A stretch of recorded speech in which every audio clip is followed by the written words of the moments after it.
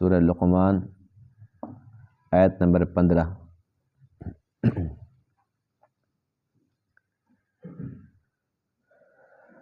اعوذ باللہ من الشیطان الرجیم،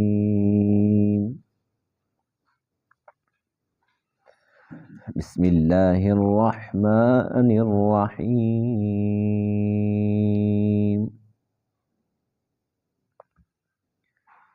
یا بنی انہا ان تک مثقال حبۃ من خردل إن تك مثقال حبة من خردل فتكن في صخرة أو في السماوات أو في الأرض يأت بها الله إن الله لطيف خبير۔ يا بني أقم الصلاة وأمر بالمعروف وانه عن المنكر واصبر على ما أصابك إن ذلك من عزم الأمور ولا تصعر خدك للناس ولا تمش في الأرض مرحا إن الله لا يحب كل مختال فخور واقصد في مشيك واغضض من صوتك إن أنكر الأصوات لصوت الحمير۔ صدق اللہ العظیم۔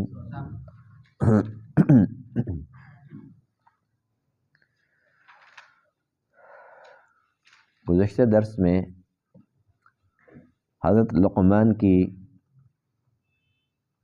اس نصیحت کا تذکرہ تھا جو آپ نے اپنے بیٹے سے کی کہ اے بیٹے، اللہ کے ساتھ کبھی بھی کسی کو شریک مت ٹھہرانا، جو شرک ہے وہ ظلم عظیم ہے۔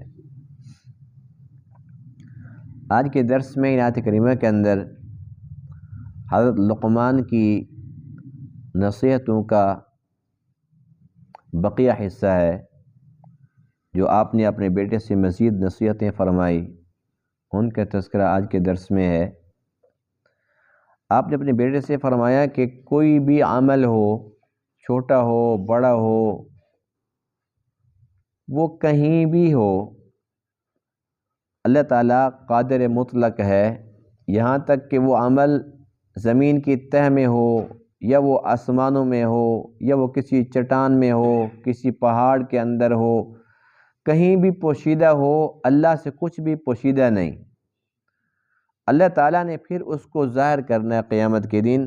بس یہ بات دیکھ لو کہ ہر ایک عمل جو انسان سے سرزد ہوا، اللہ نے اس کو حاضر کرنا ہے۔ اگر یہ یقین، یہ دھیان نصیب ہو جائے تو ہم برے عمل کریں گے؟ یہ بات ہم بھول جاتے ہیں نا، بات تو سچ ہے لیکن ہم بھول جاتے ہیں، اسی وجہ سے ہم بدعمالیوں کے اندر مبتلا رہتے ہیں۔ تو حضرت لقمان بیٹے سے فرماتے ہیں کہ دیکھ لو، بس یہ بات یاد رکھنا، اس کو بھولنا نہیں ہے کہ کوئی بھی عمل ہو اللہ نے اس کو حاضر کرنا ہے۔ اب اگلے تیری مرضی ہے، اچھا کر برا کر۔ دوسری نصیحت آپ نے یہ فرمائی کہ نماز نہیں چھوڑنی، اور تیسری نصیحت یہ فرمائی کہ اچھی باتوں کا حکم کرنا ہے اور بری باتوں سے منع کرنا ہے۔ چوتھی نصیحت یہ فرمائی کہ کبھی بھی صبر نہیں چھوڑنا، بڑی سے بڑی تکلیف آ جائے لیکن صبر نہیں چھوڑنا۔ اور اب پانچویں نصیحت یہ فرمائی کہ کبھی بھی اکڑ کے نہ چلنا، تکبر اللہ کو پسند نہیں ہے، ہمیشہ عاجزی کے ساتھ چلو، چال کے اندر نظر آئے کہ عاجزی ہے۔ اور چھٹی نصیحت یہ فرمائے کہ اپنی آواز بھی پست رکھنا، چلنا ہے تو چال بھی عاجزی والی، بولنا ہے تو بول بھی عاجزی والا۔ اور آپ نے فرمایا کہ کوئی بندہ اگر بہت اونچا بولتا ہے اور سمجھتا ہے کہ میری آواز غالب رہے گی، میں جو زیادہ اونچا بولوں گا تو سب کی آواز دب جائے گی اور میری آواز غالب رہے گی، تو فرمایا کہ بہت اونچی آواز تو گدھے کی ہے۔ تو گدھے کی آواز کی کوئی حیثیت ہے؟ لقمان بیٹے سے فرماتے ہیں کہ بہت اگر اونچا بولنے کا شوق ہے تو بس دیکھ لو کہ گدھا بھی تو اونچا بولتا ہے، تمہاری بات کی پھر یہی حیثیت باقی بچے گی۔ ہر ایک بات اپنی جگہ پر بہت پیاری ہے ایسی بات کہ نہیں ہے۔ اب اللہ کو حضرت لقمان کی یہ حکمت والی باتیں، یہ حکمت سے پور باتیں، نصیحت والی باتیں اتنی پسند آئی، اللہ تعالیٰ نے قرآن کا حصہ بنا دی۔ اور ہمیں یہ باتیں کیوں بتائی جا رہی ہیں کہ یہ باتیں صرف لقمان کے بیٹے تک محدود نہیں ہیں، ہر ایک انسان اس چیز کا پابند ہے کہ وہ ان چیزوں کو یاد رکھے اور ان اچھی اچھی باتوں کو، نصیحت کی باتوں کو اپنانے کی کوشش کرے، اور اپنی نسلوں کی جو تربیت کرنی ہے تو وہ اسی بنیاد پہ کرنی ہے جس طریقے سے لقمان کر رہے تھے۔ ہم بھی اپنے بیٹے کو، اپنی بیٹی کو، اپنی اولاد کو، اولادوں کی اولادوں کو ہم بھی اسی طریقے سے سمجھائیں۔ ایک استاد اپنے شاگردوں کو ایسے سمجھائے، ایسے ڈیل کرے جیسے لقمان اپنے بیٹے سے کر رہے تھے کہ بیٹا خیال رکھنا، اکڑ کے نہیں چلنا، اونچا نہیں بولنا۔ تو ہم اپنی اولادوں کو یہی کچھ سکھائیں، لیکن ہم کیا سکھائیں گے؟ ہمارا اپنا عمل ہی نہیں ہے۔ ہم تو خود گھروں کے اندر اتنا چیختے ہیں، چلاتے ہیں کہ بچے جو ہے وہ سہم جاتے ہیں، وہ ڈر جاتے ہیں۔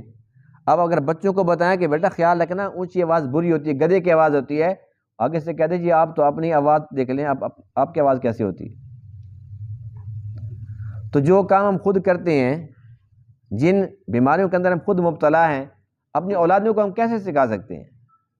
تو ضروری ہے کہ پہلے ہمارا اپنا عمل ہو، پھر بعد میں وزن بھی ہوگا اور اولاد بھی سمجھے گی کہ واقعی میرے والدین بھی تو دیکھو کیسے دھیما دھیما لہجہ ہوتا ہے، کیسے پیار سے وہ سمجھاتے ہیں، کیسے پیار سے باتیں کرتے ہیں۔ تو جو بچے ہوتے ہیں نا وہ ماں باپ سے سیکھتے ہیں۔ تو ایک ہوتا ہے کہنا، ایک ہوتا ہے کرنا۔ ہم خود کریں گے تو یہ ایک بہترین طریقہ ہے سکھانے کا، تربیت دینے کا۔ یا بنیا، اے میرے بیٹے، انہا ان تک مثقال حبۃ من خردل، بے شک اگر ہو کوئی بھی چیز، خردل کہتے ہیں رئی کو، رئی جانتے ہیں نا سب، حبہ کہتے ہیں دانے کو، مثقال حبۃ من خردل، رئی کے دانے کے برابر بھی اگر کوئی چیز ہو، فتکن فی صخرۃ، یعنی کہ بہت چھوٹی سے چھوٹی چیز بھی کیوں نہ ہو، پس وہ ہو صخرہ میں، پتھر میں ہو، چٹان میں ہو، او فی السماوات، یا آسمانوں میں ہو، او فی الارض، یا وہ زمین میں ہو، یأتی بہا اللہ، اللہ اس کو لے آئے گا۔ ان اللہ لطیف، بے شک اللہ لطیف ہے، باریک بین ہے، خبیر، ہر ایک چیز سے باخبر ہے۔ یا بنیا، اے میرے بیٹے، اقم الصلاۃ، نماز قائم کر، وامر بالمعروف، اور اچھی باتوں کا حکم کر، ونہا عن المنکر، اور بری باتوں سے منع کر، واصبر علی ما اصابک، اور صبر کر اس مصیبت پر جو تجھے پہنچے۔ ان ذلک من عزم الامور، بے شک یہ پختہ امور میں سے ہے، پختہ کاموں میں سے ہے، یہ معمولی باتیں نہیں ہیں۔ ولا تصاعر خدک للناس، اور نہ پھلا اپنے گال لوگوں کے لیے۔ بعض بندوں کی عادت ہوتی ہے نا کہ وہ غصے میں لال پیلے ہوتے ہیں نا، تو چہرے سے نظر آتا ہے کہ بڑا منہ پھلا کے بیٹھا ہوا ہے۔ یہ بھی ایک تکبر کی نشانی ہوتی ہے کہ اپنے آپ کو بڑا سمجھ رہا ہے، اگلے بندے کو مروب کرنے کے لیے، ان کو ڈرانے کے لیے، خوف زدہ کرنے کے لیے۔ تو ولا تصاعر خدک للناس، اپنے گال مت پھلا لوگوں کے لیے، ولا تمشی فی الارض مرحا، اور نہ چل زمین میں اکڑ کر۔ ان اللہ لا یحب، بے شک اللہ تعالیٰ پسند نہیں کرتا، کل مختال، ہر متکبر کو، فخور، فخر کرنے والے کو، جو اترانے والا ہے، فخر کرنے والا ہے، اللہ اس کو پسند نہیں کرتا۔ وقصد فی مشیک، اور اپنی چال میں میانہ روی اختیار کر، وغضض من صوتک، اور پست کر اپنی آواز، ان انکر الاصوات، بے شک آوازوں میں سے جو سب سے ناپسندیدہ ہے، لصوت الحمیر، البتہ وہ گدھے کی آواز ہے۔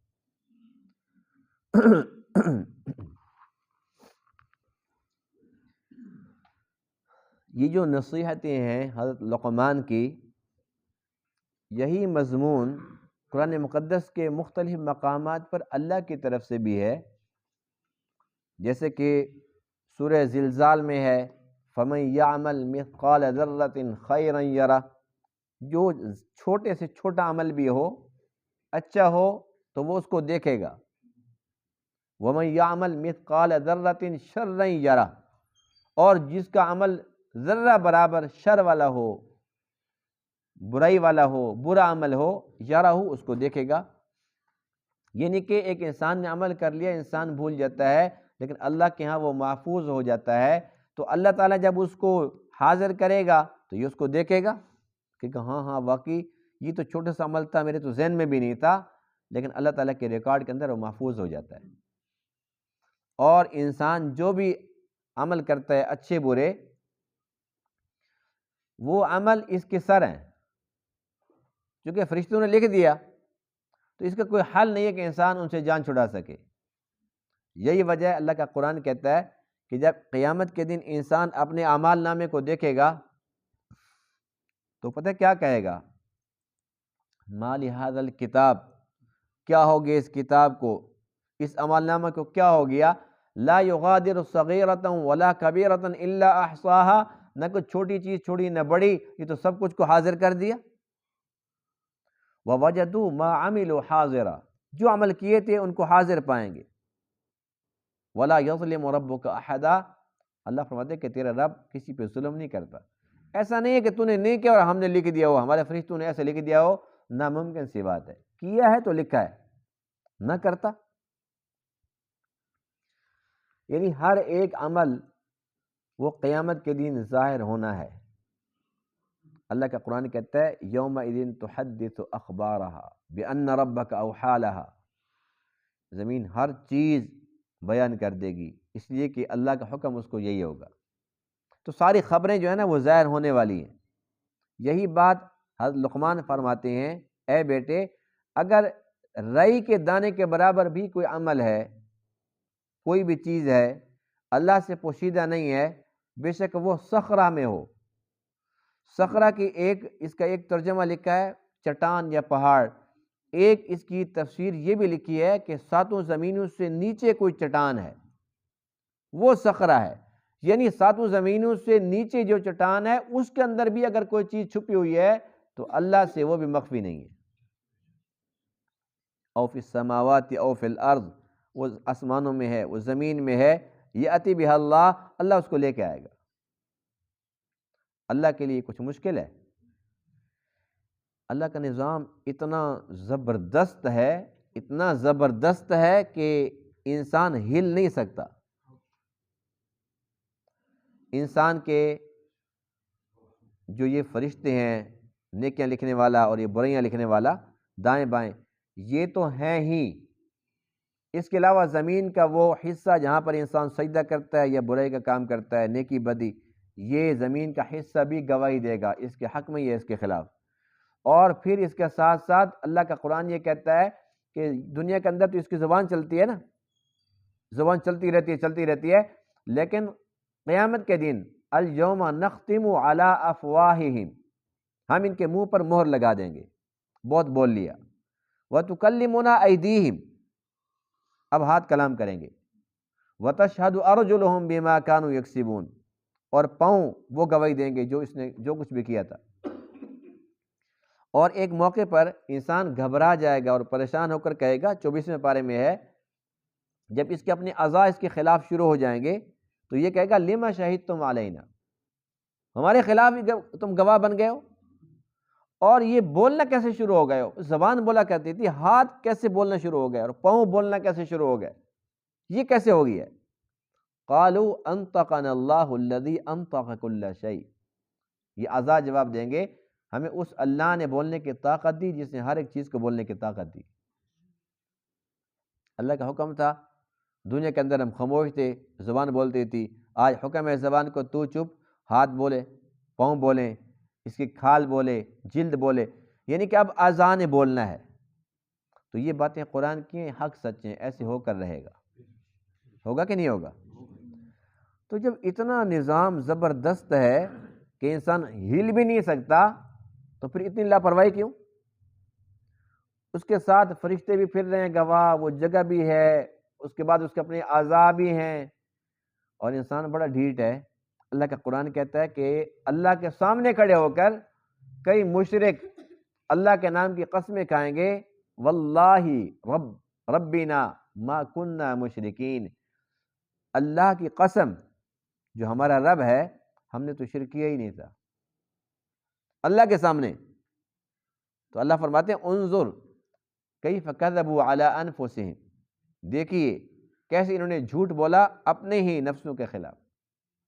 یعنی کیسے ممکن ہے کہ اللہ کے سامنے ایک انسان جھوٹ بولے اور بچ جائے؟ تو ایسے ہی لوگوں کے لیے یہ سارا کا سارا سسٹم ہے، جب وہاں جا کر کہیں گے کہ ہم نے نہیں کیا تھا تو اللہ فرمائیں گے کہ اب زبان بند، منہ بند ہو جائے گا، اللہ تعالیٰ مہر لگا دیں گے۔ اس کے بعد پاؤں کہیں گے ہاں ہمارے ساتھ چل کر فلاں جگہ گیا تھا، ہاتھ کہیں گے ہمارے ساتھ فلاں جگہ کو پکڑا تھا، فلاں جگہ چھوا تھا، پیشانی کہے گی کہ ہاں ہاں اس نے آپ کا در چھوڑ کے فلاں جگہ پر اس نے اپنا ماتھا ٹکایا تھا، جھکا تھا، وہاں پر غیروں کے سامنے جھکتا تھا۔ جب اعضائی خلاف ہو جائیں گے اس کے بعد پھر باقی کو بات بچے گی؟ تو اس لیے انسان کو چاہیے کہ وہ ہر وقت اللہ سے ڈرتا رہے کہ وہ اللہ کی نظر میں ہے۔ جیسے لوگ کیمرے سے ڈرتے ہیں، ابھی کیمرے کی آنکھ دیکھ رہی ہے تو انسان ڈر جاتا ہے، کدھر لگا وہ کیمرہ؟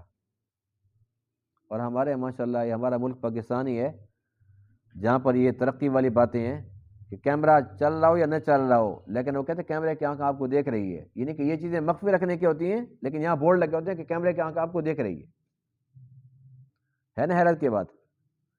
تو اس کا کیا فائدہ ہوگا جب اگر ہم بتا دیں جی ہاں ہم نے کیمرہ یہاں پر لگا رکھے، ایک بندہ وہاں کھڑا کر دیں یا بورڈ لکھوا دیں کیمرہ یہاں لگا ہوا ہے، تو اس کیمرہ لگانے کا کوئی فائدہ ہے؟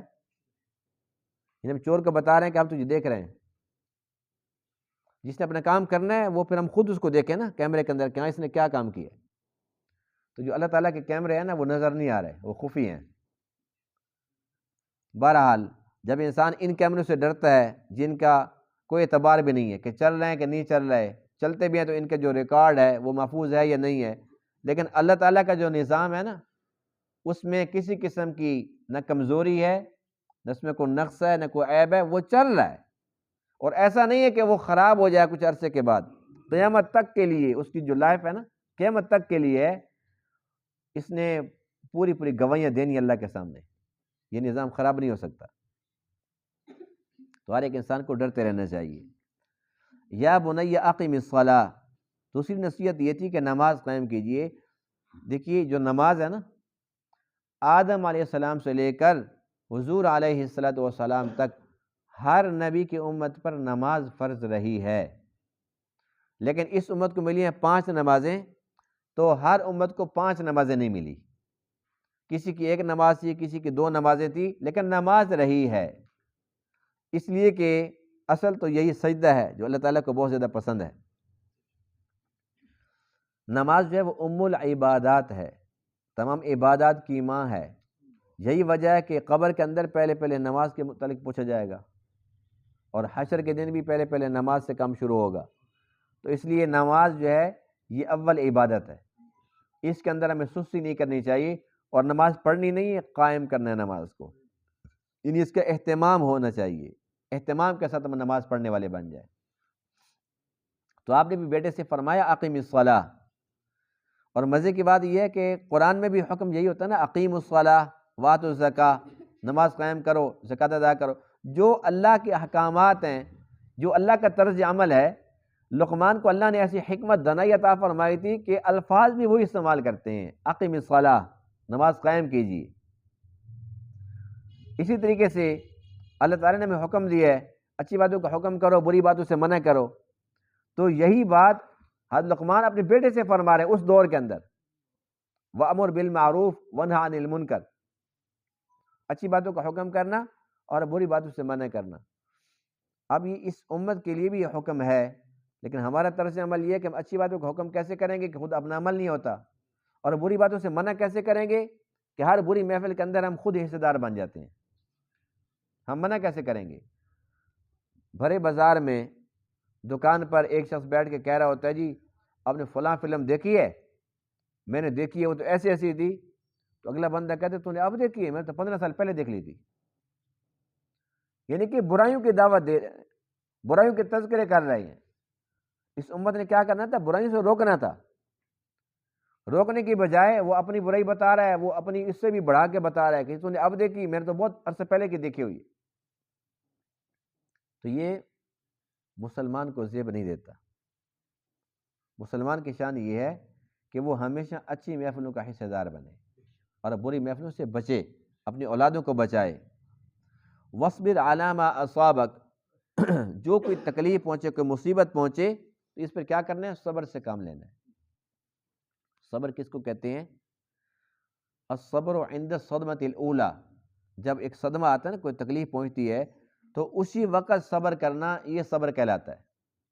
ہمارے یہاں صبر یہ ہوتا ہے کہ پہلے ہم روتے ہیں، پیٹتے ہیں، چیختے ہیں، چلاتے ہیں، سارا اپنا دکھ درد جو ہے نا وہ رو رو کے اپنے آپ کو ہلکا کرتے ہیں، اور جب تھک جاتے ہیں اس کے بعد پھر کہتے ہیں جی بس اب ہم نے صبر کر کے بیٹھے ہوئے۔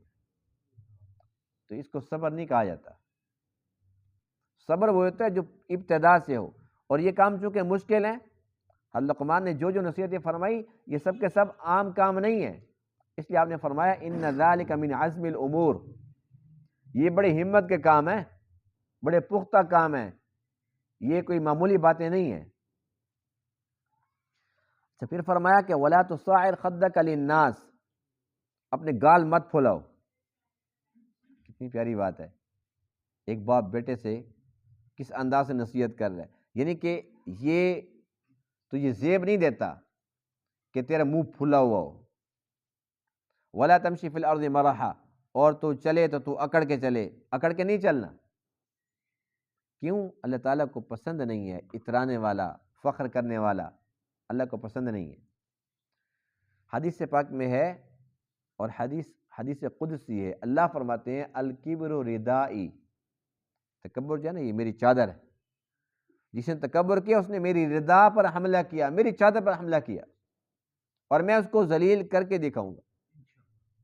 اور اللہ فرماتے ہیں، اللہ کے نبی فرماتے ہیں کہ جو بندہ جھک جاتا ہے، من تواضع للہ رفعہ اللہ، جو جھکتا ہے اللہ تعالیٰ اس کو بلند کر دیتے ہیں، اور جو بندہ تکبر کرتا ہے اللہ تعالیٰ اس کو ذلیل کرتے ہیں، اس کو پست کر دیتے ہیں۔ تو ہمیں چاہیے کہ ہم وہ کام کیوں نہ کریں جس کے اندر بلندی ہے، وہ کام کیوں کریں جس کے اندر رسوائی ہے۔ اور حدیث پاک میں کہ قیامت کے دن جو متکبرین ہیں وہ چیونٹیوں کی طرح روندے جا رہے ہوں گے۔ دنیا کے اندر اپنے کو بڑا دکھاتے تھے، اللہ نے ان کو اتنا چھوٹا کر دیا کہ چیونٹیوں کی طرح پاؤں کے نیچے آ رہے ہوں گے، روندے جا رہے ہوں گے۔ اللہ تعالیٰ کو یہ پسند نہیں ہے، اللہ کے محبوب کو یہ پسند نہیں ہے۔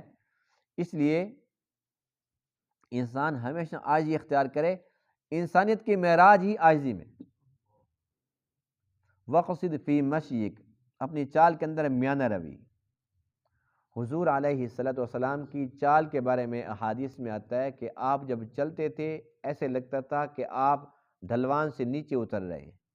جب بندہ نیچے اترتا ہے نا تو تھوڑا جھک کے، بندہ اکڑ نہیں سکتا نا۔ یعنی اللہ کے نبی کی ہمیشہ چال ہی ایسی تھی جیسے آپ ڈھلوان سے نیچے اتر رہے ہوں، یعنی کہ ہمیشہ جھک کر چلتے تھے۔ اور حضرت علی رضی اللہ عنہ کے بارے میں لکھا ہے کہ وہ تو بہت ہی زیادہ جھک کے چلتے تھے، یہاں تک کہ آپ سے پوچھا گیا کہ اتنا جھک کر کیوں چلتے ہیں؟ کیا آپ کی کمر جھکی ہوئی ہے، کمر میں کوئی درد ہے، کوئی آپ کو تکلیف ہے؟ فرمایا کہ ہاں، آپ کو معلوم نہیں ہے کہ میری کمر پر وہ بوجھ ہے جس کے اٹھانے سے پہاڑوں نے انکار کر دیا تھا، آسمانوں نے انکار کر دیا تھا، اور زمین نے انکار کر دیا تھا۔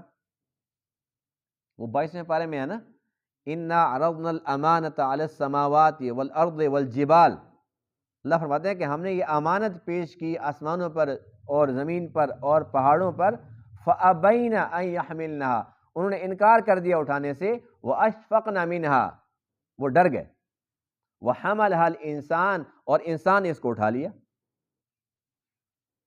تو یہ تھا مکلف ہونے کا، جو اللہ تعالیٰ کے احکام کا پابند، یہ پابندی والا جو بوجھ تھا، یہ مکلف ہونے کا بوجھ آسمان بھی برداشت نہیں کر سکے، زمین بھی، پہاڑ بھی، وہ ڈر گئے اور انسان نے اس کو اٹھا لیا۔ علی فرماتے ہیں کہ اس بوجھ کی وجہ سے میری کمر جھکی ہوئی ہے۔ تو اتنی بڑی بڑی ہستیاں وہ اپنی چال کے اندر میانہ روی اور عاجزی دکھائیں، اور ہمارے یہاں ہم چلتے ہیں تو بڑے اکڑ کے چلتے ہیں اور اترا کے چلتے ہیں۔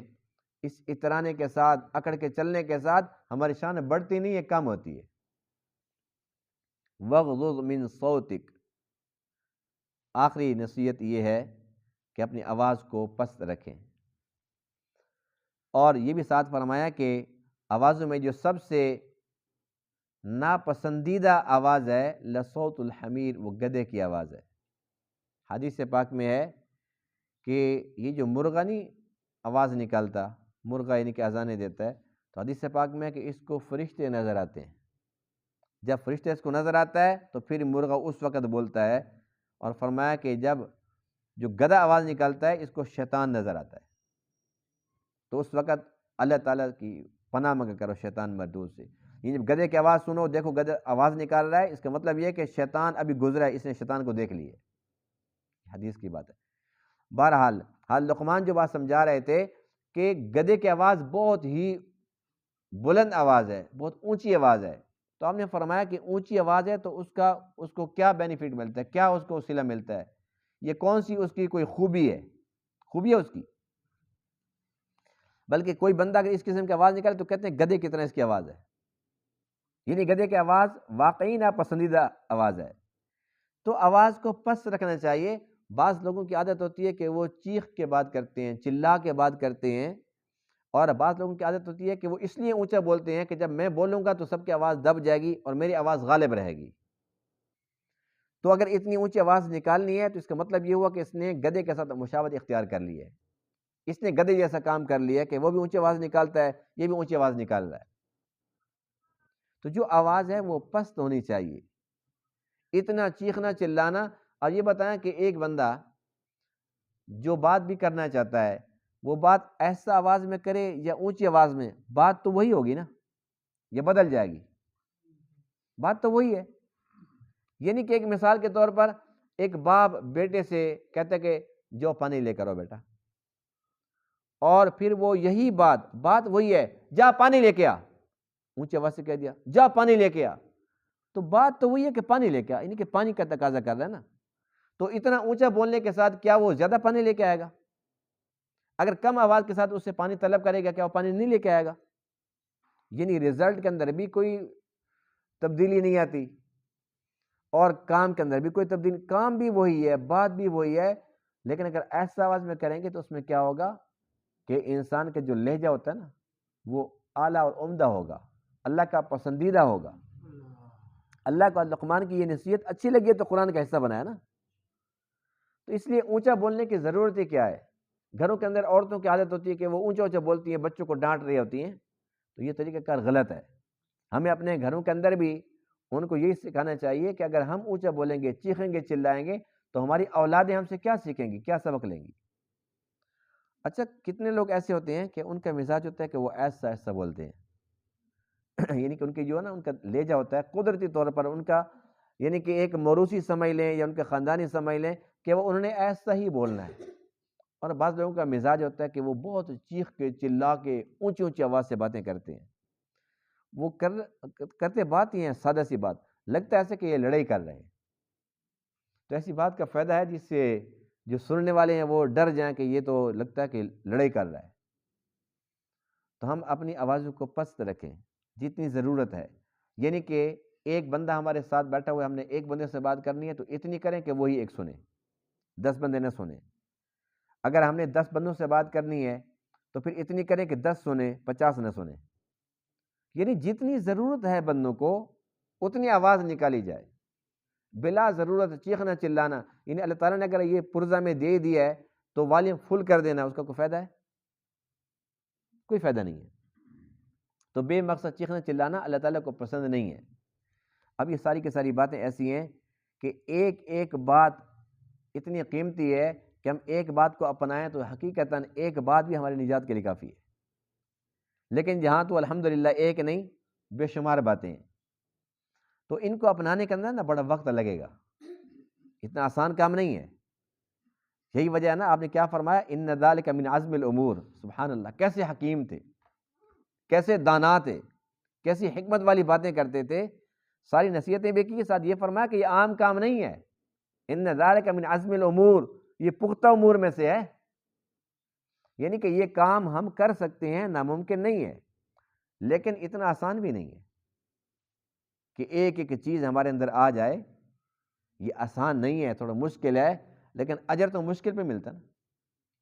تو ہم کوشش کریں جتنی باتیں آج کے درس کے اندر ہم نے پڑھی ہیں سنی ہیں، یعنی کہ ہم ایک چیز کو پلے باندھ لیں، پھر دوسری کو، پھر تیسری کو، پھر ہم اپنا محاسبہ کریں کہ یہ جو ہم نے اتنی چیزیں پڑھی تھی ہمارے اندر کتنی تبدیلی آئی ہے، جہاں جہاں کوئی کمی کوتاہی تھی وہ دور ہوئی ہے یا نہیں ہوئی۔